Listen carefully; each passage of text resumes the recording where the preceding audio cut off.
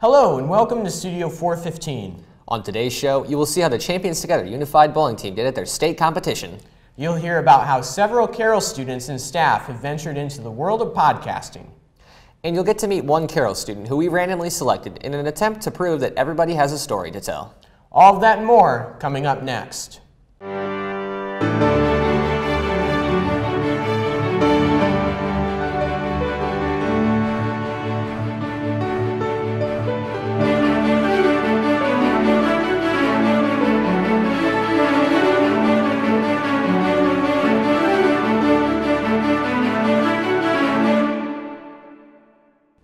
Welcome to Studio 415. I'm Chris Jones. And I'm Zach Kern. Up the alleys and down the lanes, Carroll's Champions Together team has started the school's first unified bowling team. Carrying the momentum from basketball, the team was excited for a new season and a new sport. Strikes were tallied up across the board for the students who went and bowled at state in Indianapolis. Studio 415 reporter Katie Gloyd fills us in on the story. Set them up and knock them down. The Champions Together team are moving quickly from one sport to the next. But between the major sports is a new endeavor, bowling. The athletes went into the season with low expectations, but we're excited with how it turned out.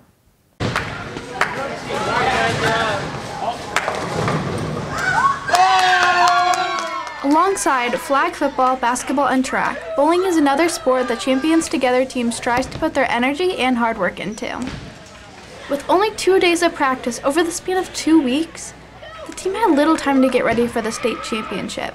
Head coach and director of the program, Alan Bodenstein, shares some of the challenges of the new sport. Number one was timing, because we decided kind of late that we were going to do it, and just getting everybody together and on the same page and getting some practices in and figuring out how the scoring works. So it was, there were definitely some challenges we hadn't faced before, but it was well worth it. The finals took place at Woodland Bowling Center in Indianapolis on March 16th. The team took varsity and JV teams down to Indy. 26 schools from around Indiana came to compete in the championship. Carroll senior Kevin Dietrich was surprised of their performance at state. We did not expect, to place as high as we did, because like some of the other schools, they had like real bowlers on their team, and we were just doing this for fun. He thought it'd be a great time, and it really was. And to get that third place finish out of the whole state was really amazing. With a combination of boys, girls, and co-ed teams, the Chargers took home the third place trophy with a score of 1,336 points. The scores were totals of the top 3 scoring teams from each school. Without much practice, the team was surprised and excited for their ranking. For many on the team, bowling was another opportunity to grow and develop relationships with their other athletes and their peers. Championship Together athlete Gavin Watkins has his own favorites of bowling. Put my 2 dindos like this, then I bowl like that. As bowling season wraps up, they'll be running, jumping, and throwing themselves into the next season. If you want to join, contact Alan Bodenstein for more information. For Studio 415, I'm Katie Gloyd. The Scholastic Art and Writing Competition recently announced their National Award winners. After advancing past the regional awards with gold keys, the following students earned National Gold Key Awards: Haley Bile, Sam Cologne, Sarah McKendry, Erica O'Connor, and Sabine Croy, who earned 2 gold keys. The following students earned National Silver Key Awards: Claire Engelshard, Isabel Estes, Daphne Hadayat, Alyssa Klotz, Olivia Luong, and Kira Solins. Finally, Sabine Croy earned the Civic Expression Award, which was only given to 6 high school students in the country. All of these students will be honored at a ceremony at Carnegie Hall in New York City this June. Recently, the Carroll Radio and TV 2 program went down to the University of Indianapolis for the annual Indiana Association of School Broadcasters Conference and Awards. Carroll students had previously entered their videos into the competition and got to hear all of the results as well as attend classes. Studio 415 reporter Desmond McNeely tells us all about the event and competition in his report. The Indiana Association of School Broadcasters, or IASB for short, is an association of high school and college broadcasting programs around the state of Indiana that work together to bring broadcasting students and teachers together to appreciate the work of the students and the instructors. Students around the state of Indiana take their work that they have created in the last year and enter them in 30 different categories that allow for students interested in most forms of radio and video to enter something. Once all the student work is in, it is carefully judged, and then the students find out how they fared in the award ceremony that gives all the students a chance to appreciate the work that they put in. When talking to Carroll radio and television teacher and current IASB president Bob Johnston, he describes the competition as a state final for the students. We actually probably reached the 50 to 60 high school participation in IASB. This is very prestigious for my students if they win an award. This is our state finals. IASB isn't only a competition for the students, but it also offers a wide variety of programs and panels for students to attend to learn about the many parts of radio and video.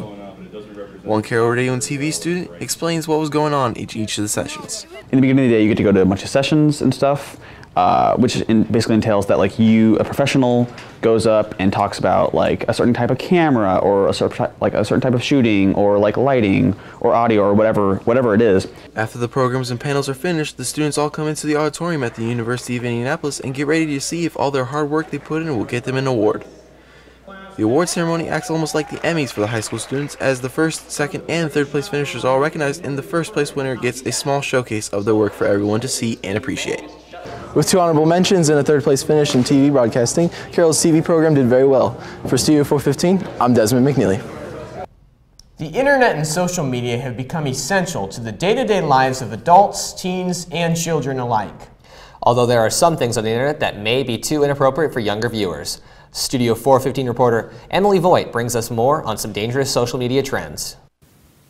I had the opportunity to talk to teachers and students and get their opinions on unsafe viral trends and what age is too young for the internet. The first recognizable social media site, 6 Degrees, was created in 1997. Then in 1999, the first blogging sites became popular and started the idea of social media that we think of today. Facebook, Twitter, Instagram, YouTube, and Snapchat are just a few of the most popular apps used today, all of which have a minimum age requirement. Though, according to a UK newspaper, The Telegraph, 3/4 of children aged between 10 and 12 have social media accounts despite being below the age limit. While these age limit rules may seem like an annoying obstacle, they often have a good reason to exist. Even so, it's not uncommon for teens to lie about their age in order to access the site. Twitter and Instagram, when I made them, I wasn't at the age limit for either of them.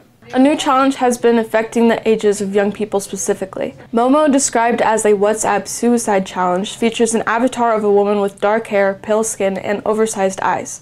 Momo allegedly sends young people images and instructions on how to harm themselves and others. Well, the first time I heard about it was from my 10-year-old sister, which was not upsetting, but it was just kind of sad to recognize that she was learning about this from the internet. While it is debated on whether or not the Momo challenge has actually resulted in any suicides, plenty of other viral challenges have consistently hospitalized people. Challenges that push the limits are among the most popular posts on social media. Whether it's YouTube videos or Twitter threads, most people are bound to stumble upon one. Multiple incidents where I just saw definitely mature content that I shouldn't have been looking at. April 2nd, 2006, a video of someone attempting the cinnamon challenge was published to YouTube, making it one of the earliest documentations of such a challenge. Since then, nearly 209,000 cinnamon challenge videos have been posted. According to the American Association of Poison Control Centers, within the first 3 months of 2012, they received 122 calls about incidents related to the cinnamon challenge. 30 of those required medical attention, suffering from collapsed lungs, as noted by Medical News Today. But the cinnamon challenge isn't the only dangerous challenge that's found a home on YouTube's platform. More recently, the Tide Pod challenge took social media by storm, effectively getting banned from YouTube. In the first half of January, 39 cases were reported to the AAPCC where teenagers intentionally exposed themselves to contents of a Tide Pod. That was as many as in all of 2016. The cinnamon challenge, that looked pretty stupid. The Tide Pod challenge seemed like it was just made up to think that kids were doing something really stupid that they weren't really doing. I do like throwing little cheese on babies, which is hilarious. From other unsafe trends like the fire challenge and the salt and ice challenge, another trend has been continually setting dangerous examples for younger children. Popular YouTubers with large demographics of young people have taken 3 a.m. challenges and risky exploration videos that can easily result in big trouble. Such as Logan Paul's now deleted Suicide Forest video, in which he offered an uncensored depiction of a dead body, and Sam and Colby, who were recently released after being arrested for trespassing. I think it's important especially since social media has become more prevalent for younger ages, for kids to understand that those challenges, you have to recognize which ones are actually going to be of value to you doing them or just harmful. Because of these controversial trends and challenges, a new discussion has come to the table.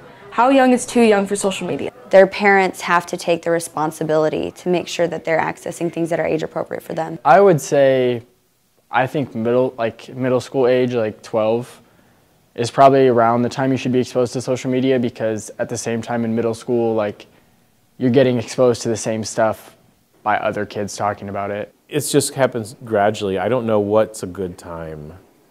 You know, because there's things that I see on the internet that I'm thinking shouldn't, you know, that no one should ever see. As you're scrolling through social media, be cautious as to what trends you follow. For Studio 415, I'm Emily Voigt. Since becoming principal 3 years ago, Brandon Bidding has brought about many new changes to Carroll High School. From creating a new final schedule to stopping the bottleneck after lunch, Bidding has truly improved CHS. Those decisions did not come by Bidding alone, but with aid from a student advisory group.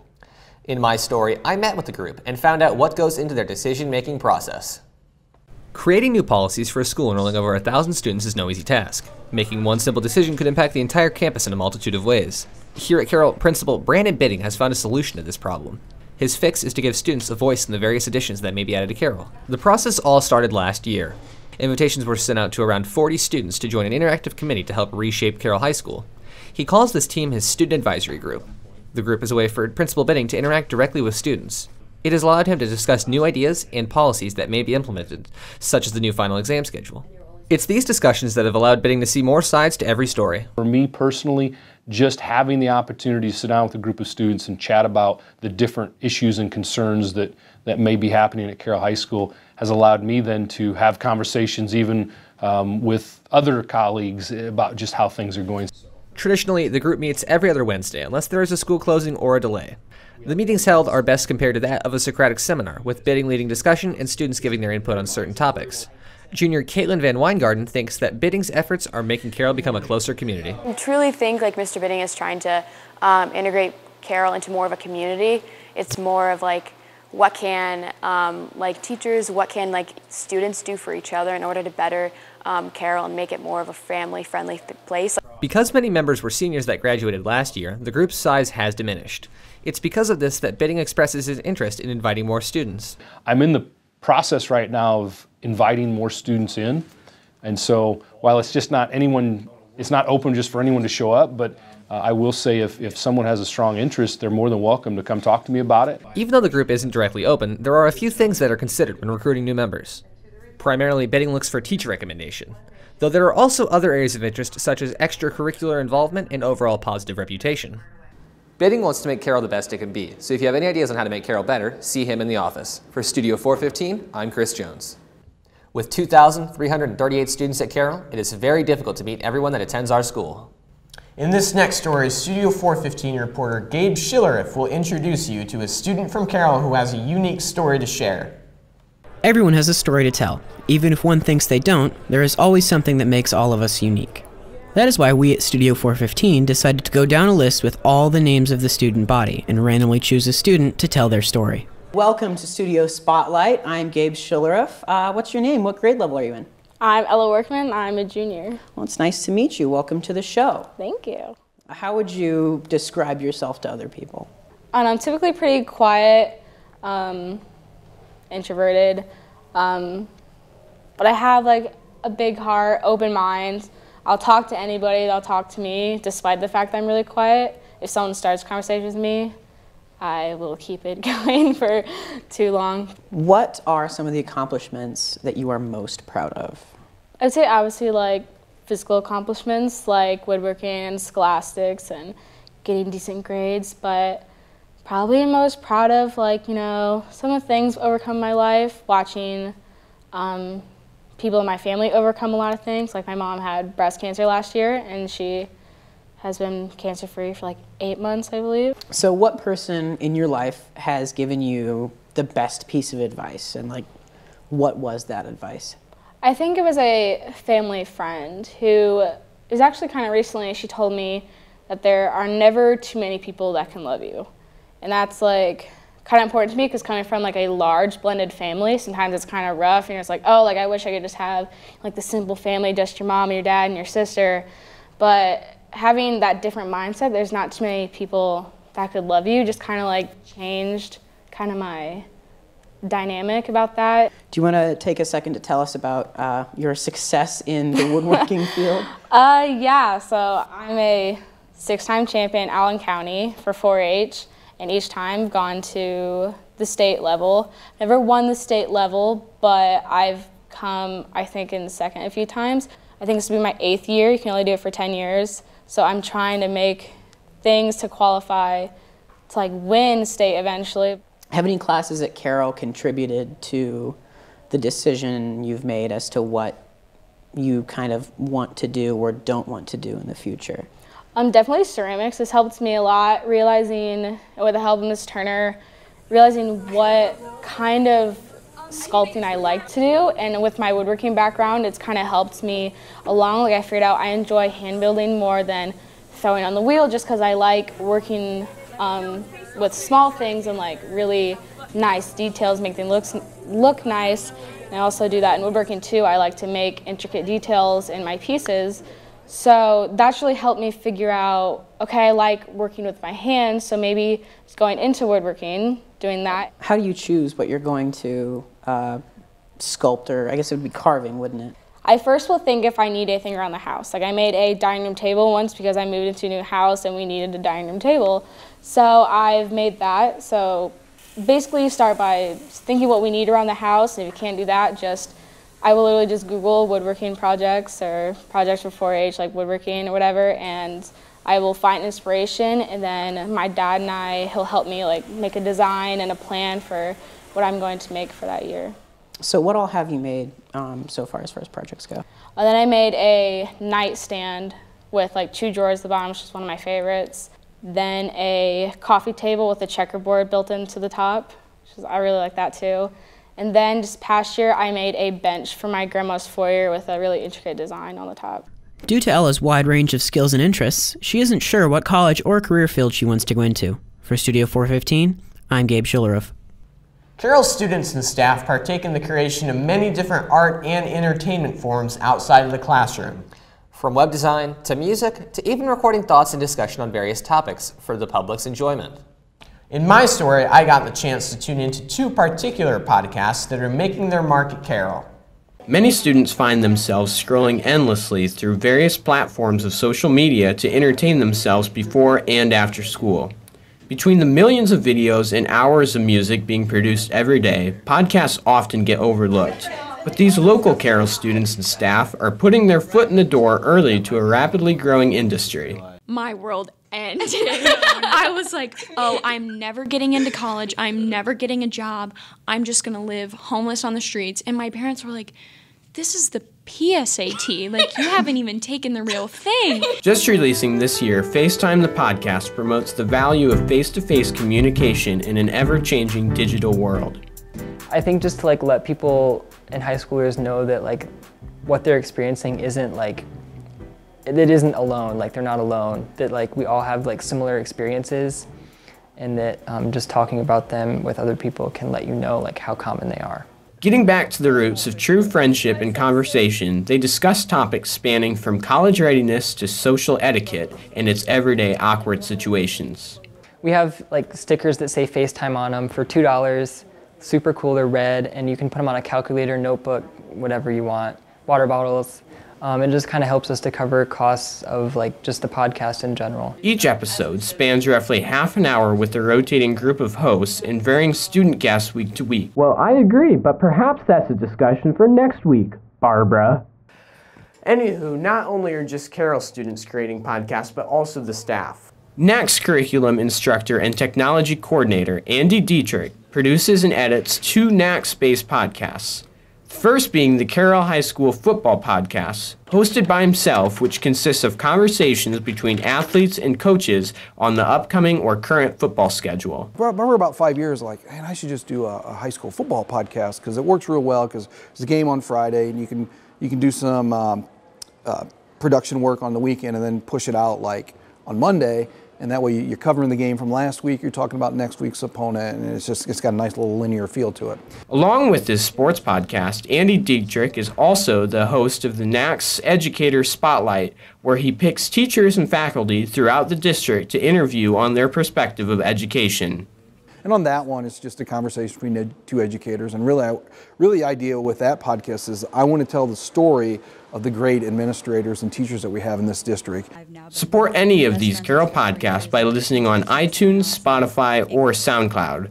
For Studio 415, I'm Zach Kern. That's all we have for today. Thanks for watching. If you have a story idea for us to cover, please let us know. And if there is an event you would like covered, please tell us in advance. For all of us here at Studio 415, have a great week, Carroll. Sunny days and friendly smiles, walk the halls with me. Studio 415. Watch the news unfold, never a dull moment. Students today create our future, come and join the fun. Students